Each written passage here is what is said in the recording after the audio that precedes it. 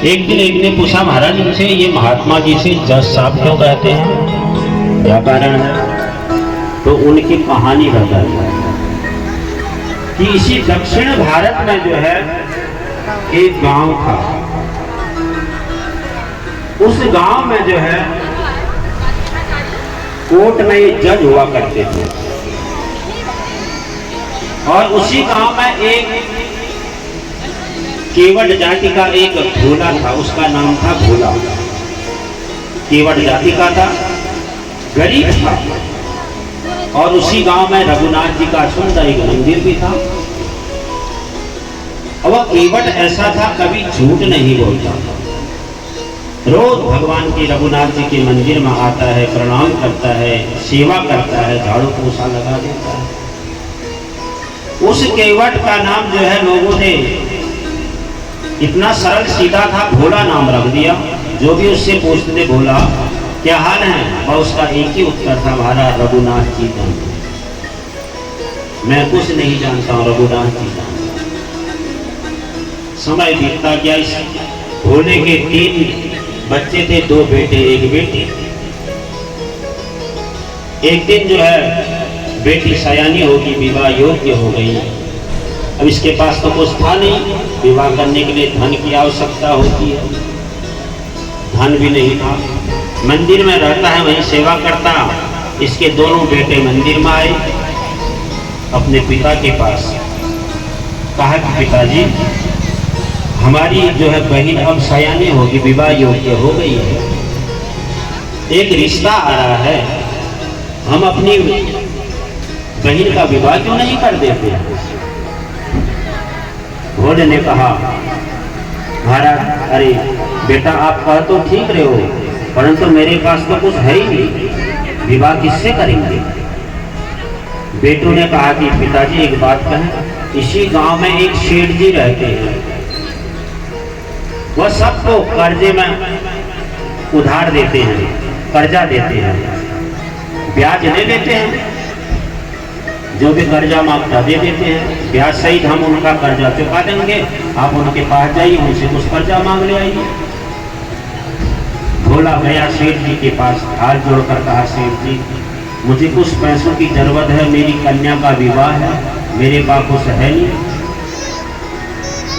सेठ जी ने कहा, अरे कोई बात नहीं, ले जाओ, कितना चाहिए? सभी ले जाते हैं, आप भी ले जाओ, ब्याज सहित मुझे लौटा देना।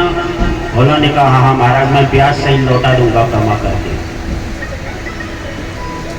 तो कर्जा लेकर के भोला अपने घर में आया। कुछ दिनों बाद अपनी कन्या का विवाह किया। जैसे विवाह हुआ, कन्या को डोली में बैठा करके विदा किया। अपना भी उस भोले ने उस दिन अपना घर त्याग करके उसी रघुनाथ जी के मंदिर में ही रहने लगा। रघुनाथ जी की सेवा करता, मंदिर की साफ सफाई करता है। अब एक दिन बेटों ने धन कमा करके अपने पिता के पास आए, कहा कि पिताजी हम ये धन कमा के ले आए, सेठ जी का कर्जा दे दीजिए। भोला जो है उन पैसों को लेकर के सेठ जी के पास पहुंचा, कहा महाराज आपने मुझे जो कर्जा दिया था ना, ये मेरे पुत्रों ने दे रखा, ब्याज सहित ये आपका कर्जा है। सेठ जी ने देखा, कहा लौटा तो दिए, ईमानदार तो है। सेठ जी ने एक पर्चे में लिख करके दिया कि दिनांक के इतने इतने तारीख को भोले ने मुझसे कर्जा जो लिया था वह सब चुका दिया है ब्याज सहित। पर्चे में लिख करके दिया, कहा देखो क्या लिखा है। वो भोला ने कहा, महाराज सेठ जी रघुनाथ जी जाने क्या लिखा है, मैं तो अंगूठा टेक हूँ, अनपढ़ हूँ, मुझे कुछ नहीं आता है। सेठ जी के मन में पाप आ गया, सोचा कि वो ये तो अनपढ़ है, कुछ नहीं जानता, इससे दोबारा पैसा वसूल हो सकता है। कहा कोई बात नहीं, ये पर्चा यहीं पर रख दो, मुझे मेरे लिए 1 गिलास जल ले आओ, जाओ अंदर से। भोला जैसे जल लेने के लिए गया, सेठ जी ने कहा कि इस पर्चे को फाड़ के फेंक दो, ये कहीं देख लेगा। उस पर्चे को अपने एक खाता निकाल करके खाते के अंदर डाल दिया और एक दूसरे पर्चे में खाली पेन घुमा करके भोले को पकड़ा दिया। भोला आया रघुनाथ जी के मंदिर में, रघुनाथ जी के चरणों में रख दिया कि हे प्रभु, आज मेरा कर्जा भी समाप्त हो गया आपकी कृपा से।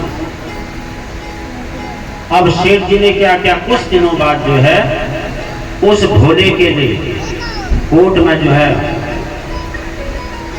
पेशी कर दी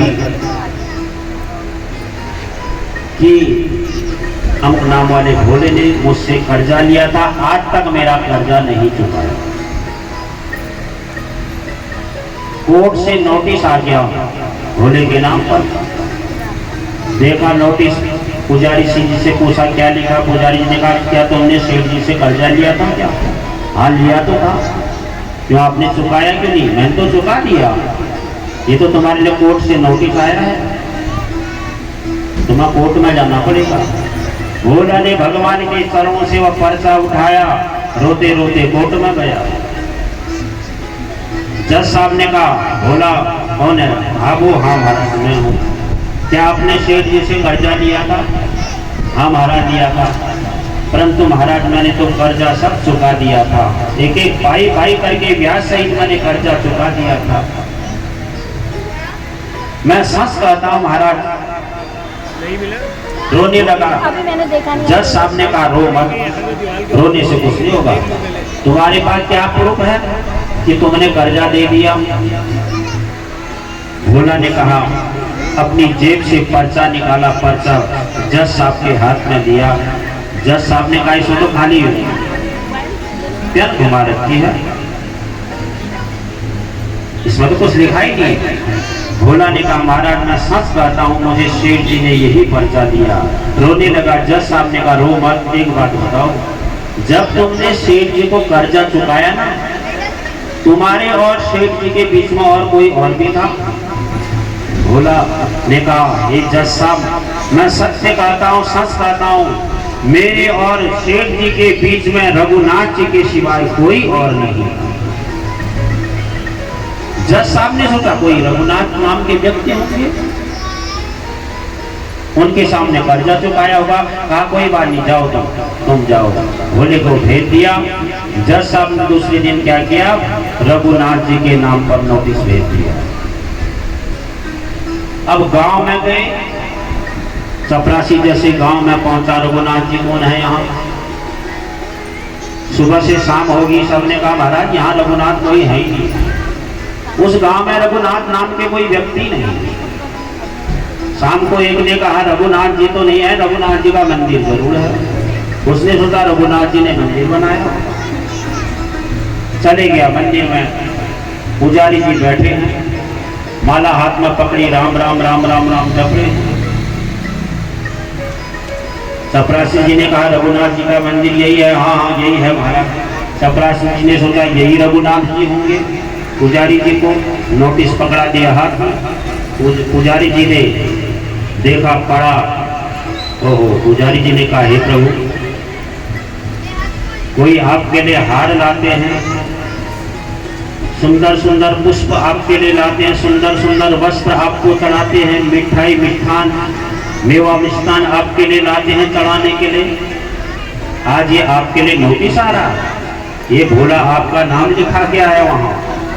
पुजारी जी ने भी कुछ नहीं देखा, साइन कर दी और वह नोटिस पकड़ करके भगवान के चरणों में रख दिया।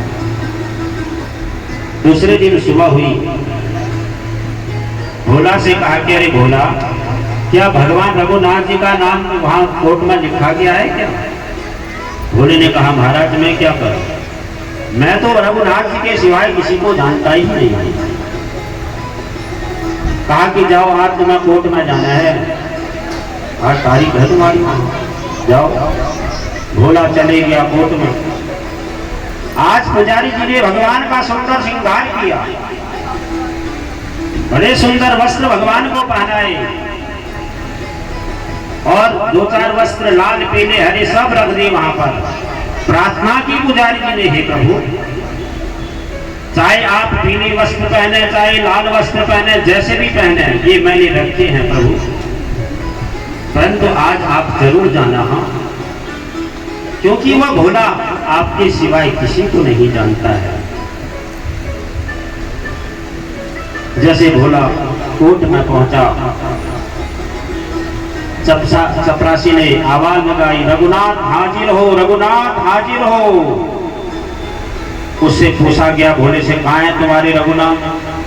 भोले ने कहा होंगे यहीं कहीं, वो तो सब जगह रहते, कहीं यही होंगे। आवाज लगाई, रघुनाथ हाजिर हो, रघुनाथ हाजिर हो। एक बार आवाज लगाई, दूसरी बार आवाज लगाई, रघुनाथ हाजिर हो, रघुनाथ हाजिर हो। इतने में ही क्या हुआ, एक बुढ़े वृद्ध, चाल लटपटी सी एक वृद्ध की झुकी सी देह, दुपट्टी फटी सी शीश बांधे धर धाये हैं, हाथ लिए छड़ी गले तुलसी माल, माथे पर रोड़ी चंदन चढ़ाए हैं। साहब के सामने आज भी रघुनाथ गवाह देने आए हैं। एक बुढ़े फटी फटी धोती पहनी है, वृद्ध झुकी हुई कमर है, हाथ में एक लाठी ली है और माथे में सुंदर तिलक लगाया हुआ मुखमंडल चमक रहा है, गले में सुंदर तुलसी की माला पहनी हुई है। कहा दूर से रुको, आ रहा हूं, आ रहा हूं, हाथ मिलाते आगे रघुनाथ जी। जज साहब ने कहा, आप ही हैं रघुनाथ? हाँ महाराज मैं ही हूं रघुनाथ। क्या ये शेठ जी ने इस भोले को कर्जा दिया था? हाँ महाराज दिया था। इस भोले ने सेठ जी का कर्जा नहीं चुकाया? महाराज सब कर्जा चुका दिया है, एक एक पाई पाई करके ब्याज सही सारा कर्जा चुका दिया है। जज साहब ने कहा, कोई प्रूफ है? हाँ महाराज प्रूफ है। क्या प्रूफ है? जाइए सेठ जी के घर में जाइए, तीसरी नंबर की अलमारी खोलिए, उसमें जो है एक बही खाता रखा हुआ है, उस बही खाते के बीच में अभी भी पर्चा रखा हुआ है, लेके आ जाओ। जज साहब ने कहा अच्छा, तुरंत भेजे गए। चपरासी को भेजा, गए वहां तीसरे नंबर की अलमारी खोली, वहां से बही खाता निकाला, मिल गई पर्चा, जो पर्चे जो जिसमें लिखा था कि सेठ जी ने इतने तारीख को पैसे दिए थे, वो पर्चा मिल गया। लेकर आगे कोर्ट, जज साहब ने देखा सेठ जी को सजा हो गई, भोले बरी कर दी। अब रघुनाथ जी चले गए। जज साहब ने कहा, ऐसा गवाही तो मैंने आज तक कभी देखा ही नहीं, ये कौन है? भोले से कहा, महाराज भोला रुको, ये रघुनाथ कहाँ रहते हैं? कहा महाराज जहां मैं रहता हूं वहां ये रहते हैं। आप कहाँ रहते हो?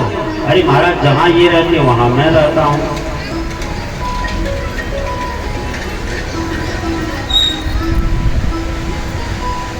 तो चपरासी को बुलाया गया, क्या आप नोटिस इन्हीं को दे के आए थे क्या? चपरासी ने कहा, महाराज ये नहीं थे, वो तो कोई और ही थे, दूसरे थे, वो तो मंदिर था, मंदिर में कोई बैठे थे, मैंने सारे गांव में पूछा रघुनाथ कौन है, एक ने कहा कि रघुनाथ जी तो कोई नहीं, उनका मंदिर है। मैंने सोचा रघुनाथ जी के मंदिर में गए तो वहां कोई बैठे थे, वहां उनको मैं पकड़ा गया। जज साहब ने पूछा, अच्छा क्या इन्होंने मंदिर बना रखा क्या? भोले ने कहा, महाराज आप पढ़े लिखे हैं, पढ़े लिखों को समझाना बड़ा कठिन हो जाता है। इनने मंदिर नहीं बनाया, यही स्वयं मंदिर में प्रतिष्ठित हैं, यही साक्षात रघुनाथ हैं।